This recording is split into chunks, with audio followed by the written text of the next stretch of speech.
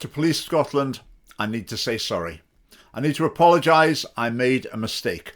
Police Scotland said they were racist. Police Scotland is institutionally racist and discriminatory. And I disagreed. I said you're not racist, but I now have to admit I was wrong. You are. Here's a section from their website referring to hate crimes. It says, why do some people let the hate monster in? They say in a childish way that really makes them a laughingstock. But anyway, carrying on. We know that young men aged 18 to 30 are the most likely to commit hate crime. Particularly there are some socially excluded communities who are heavily influenced by their peers. They may have deep-rooted feelings of being socially and economically disadvantaged, combined with ideas about white male entitlement. White male entitlement. So male in particular, so it's men, it's male attitudes that are the problem. How do they know that the issue is white male entitlement? I mean, do they arrest someone for throwing a brick through the window of the mosque? And they say to them, why did you do that? And the person said, well, it's my sense of white male entitlement made me think I can do it. Is that what they're going to say? No. No, the police are projecting this, the sort of left-wing ideology onto criminals, or, well, in some cases not criminals. So they're assuming that this philosophy dreamt up in, say, sort of hard left university departments actually applies in the real world. But what it's saying white male entitlement, in other words, that's like saying white people. There's a special bad attitude that just exists among white people. So imagine if the police said, right, the problem with theft is, well, it's a lot of brown people seem to think it's okay to commit theft, or violence. There's a problem with black people committing violence. They're the sort of people that are the problem. It's the black people. What would you think? What would I think if the police went around saying things like that? I think we would say that is unhelpful and it's racist. There's no point targeting particular groups and trying to blame particular groups in society for crime. The people who are responsible for crime in a society are criminals. Criminals. Not white people, not black people, not brown people, not men, not women. Criminals are the problem. And it's the police's job to deal with criminals, not to try and decide what type of people are the bad people, which is what they're doing here. I mean, the police have swallowed whole critical race theory. The idea that there's oppressors and oppressed people, and when it comes to race, the oppressors are white people, the oppressed people are people of other races. So therefore, basically, the white people, we can assume they're sort of the problem that we need to sort out. And the people who are not white, they're the victims. They're the ones who need protecting from these white people who are really the problem. Just not true. You can see that as well. They talk about them, socially and economically excluded. Again, it's this sort of left-wing idea that things come down to poverty as well. If someone throws a brick through the window, it's because they haven't got enough money. That's what it really does. I mean, you can see the target of the police. This is not really the police. This is the government speaking through the police. I mean, their target group is working class white males. As far as they're concerned, working class white males, they're just bottom of the pile, and we can blame anything on them. Now, if hate crimes are disproportionately white, well, 96% of the Scottish population is white. But when we're thinking about hate crimes or hate incidents, let's just have a think about that. Can a white male report a hate crime? Well, it's quite difficult. I mean, if a black man beats up a white man, the white man's not going along and say, it was racially motivated. You'd have a hard job with that. If it's the other way around, then it might well be recorded as a hate crime. So, of course, white males are going to be overrepresented in hate crime statistics, partly because they're mainly white and partly because they're the only group that can commit hate crimes, but it's almost impossible for anyone to commit a hate crime against them. So the hate crime legislation we've got, there's also the hate speech legislation, which is coming into force appropriately on the 1st of April. And that refers to abusive or threatening statements or stirring up hatred. Now, abusive and threatening, that sounds like quite a high bar, doesn't it? But what does abusive and threatening mean? If you're offensive to someone, if you're insulting, is that abusive? Well, maybe. Well, maybe you'll think, don't worry, we can trust the judges to be sensible. If these things go to court, the judge is going to take a realistic and sensible position on it. Well, don't forget the judge in Scotland thought that a comedian getting his dog to imitate Hitler indicated that the comedian had Nazi sympathies. So I don't think we can really trust the justice system in this area. Remember Humza himself, he calls people racist and Islamophobic at the drop of a hat, most recently because people suggested he'd misused public funds, and his response, "You're racist and Islamophobic." So if that's the standard of the government, we'll assume that's the standard that the police are going to be under pressure to apply as well. Scottish Family Party, we're totally against this sort of stirring up hatred offence. It's going to be really chilling, and it's just an attack on freedom of speech. The freedom of speech of people with views that are not in accord with the views of the government. Now, when you hear things about, the government, we're going to stand up for minorities, we're going to get the police to stand up for minorities. Well, that's not the way it works. They're not actually standing up for minorities. They're standing up for the political ideology of the government. That is very dangerous.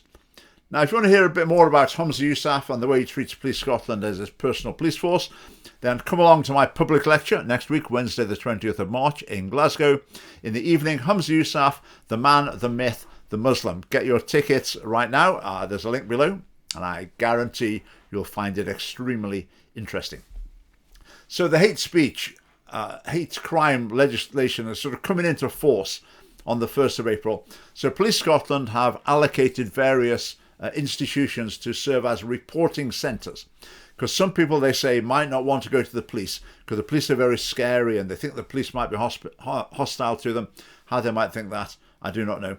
So, for example, a mosque, Edinburgh Central Mosque, will be a hate crime reporting centre. Some Sikh temples will be hate crime reporting centres. I didn't notice any churches on the list. What else was on the list as a hate crime reporting centre? A sex shop. A purveyor of perversion, in my humble opinion.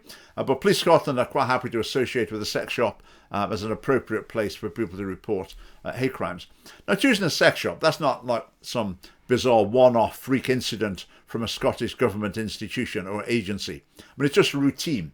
This acceptance and endorsement of, well, that sort of thing is pretty deeply ingrained across the Scottish establishment. Now, my view personally, I believe the police are hostile to my point of view. I think they're politicised in a direction that will tend to make them not open to listen to my complaints. It will make them very open to complaints against me. So why do I go? Is there a special place for me to go to report hate incidents or hate crimes? Well, no. So in these reporting centres, someone's got a complaint, and then their first point of contact will be an activist. Someone who's thinking, yes, I want to push the numbers up of hate crimes against our group as high as possible. So they'll go to this activist, who then might well encourage them to make the report, maybe embellish a little bit, just spice it up a little bit. Then when they've got that report in the state that's going to suit their cause, they'll pass it on to the police and they will take it from there. So the inevitable consequence of this hate crime legislation is partial policing, and we totally oppose it. It's all based on the sacred protected characteristics. So if someone beats up an old lady in the street and runs off with her purse, well, okay, that's not good, but obviously it's not a hate crime, so we're not that bothered about it. It's not going to be top of our priorities because someone else got called a name for being gay. So hate crime, that's the most important. And, just beating up old lady for a purse, well, that's not such a big deal, really. I mean, that's just totally wrong. This idea, it's the sacred protected characteristics. That's what it's all about. People who've got bad attitudes. That's rubbish. It's just there's some bad people. I mean, look at the hatred you can get between fans of different football teams. That just shows the unfortunate feature of the human psyche is that people can get into a mindset of turning on other groups and being incredibly hostile and aggressive towards them. And it's not because they haven't had equality and diversity training. It's because they're not very nice people. And that's what needs to be addressed. So I think we're in a situation at the moment where Police Scotland are saying they can't investigate a lot of real crimes. They haven't got the resources. But meanwhile, they're pleading with people to report hate crimes. So they're basically saying, please deluge us with reports of hate crime so we can devote more and more resources to it. By the way, if your house gets broken into or if you get punched or whatever, well, we might not be able to deal with that. In fact, if you go to Police Scotland's website, this is really remarkable. There's a little section here, report crime. Look at your options. You can report a hate crime. Okay, anti-terrorism, okay, now fair enough. And domestic abuse, and the other one's about domestic abuse. That is it. That is it. So if the crime that you've been a victim of isn't classified as a hate crime, then on the Police Scotland website, at the front page there, they're saying, well, it's not there. You have to go exploring around in the website to find some other place tucked away on a page, several pages in, to actually report a real crime. But hate crime, right there on the front page. The other one, domestic abuse. Why is that there? That's another example of the politicisation of the police, because that fits in with a sort of feminist agenda. So that has to go top of the list as well. I'm not saying domestic abuse is not important. I'm not saying it shouldn't be reported to the police. But this is reflecting the SNP's political ideology. Racism, sexism, homophobia, they're the top priorities for them. But they shouldn't be for the top priorities for the police. Top priority of the police should be the most serious crimes. Next priority, the slightly less serious crimes. The next priority, the sort of middling serious crimes. Get the idea. And then that just applies equally to everyone. Now, I've spoken to police officers about this, and they absolutely agree with me, and they hate it, and they're fed up with it in the police force. But obviously, if you want to get on in your career in the police, in Police Scotland, then you better toe the line, and you better learn to spout this drivel. I say, otherwise, you're not going to be the Chief Commissioner in years to come. Now, just to say to those of you who are suffering from the Conservative delusion at this point, the Conservative delusion is the belief that, oh, I don't go along with this nonsense. I vote Conservative. Look at what's happened in police forces across England. The same sort of issues, one place after another. Now, the Conservatives, every now and again, they'll say something that sounds tough. You know, we're going to rein this in. We're going to sort it out. Things that have developed on their watch while they've been the government, that they'll let them happen and then, you know, sort of prune them a bit here and there. Now, some people might look at that issue and say, no, this is just, it's a culture war issue. I'm interested in the real issues in society, the things that really matter to people. Well, I think if you've got a police force that is increasingly rendering itself incapable of dealing with crime, that is a serious issue. Where you've got the police force tasked with enforcing the doctrine of the government, that is a very serious issue. When you've got a police force that sets out to treat different groups differently, that inevitably is going to breed resentment, and that is not a positive development in society. That's one example. Let's just go over to tangent very briefly. Look at Glasgow City Council. They lost going on a half of their annual budget because of feminist theory, an equal pay claim. So public services in Glasgow decimated. They can't afford enough teachers in schools, etc., etc. A real practical disaster having a huge impact on people's lives caused by this ideology. Look at violence in schools. Teachers, broken bones. Appalling violence in school. What's the government's response? Well, they come at it from the angle of feminism. This is misogyny. This is bad attitudes of boys towards females. No, it's not. It's naughty pupils out of control, and they need bringing into line with some rules and punishments and respect and authority. But the government, they won't do that because their response to it is feminist theory. And that's got really serious consequences. Schools are not safe. Kids are miserable. The seeds have been sown for massive problems into the future as well. These are serious problems affecting people in dramatic ways, and it's caused by the Scottish Government's ideology. And me personally, I would always see myself as an ally of the police. I think they're very brave. They do an absolutely vital job in our society. They have to deal with an awful lot of very nasty people, and I think they need the authority to do their job properly, and I would want them to be treated with respect.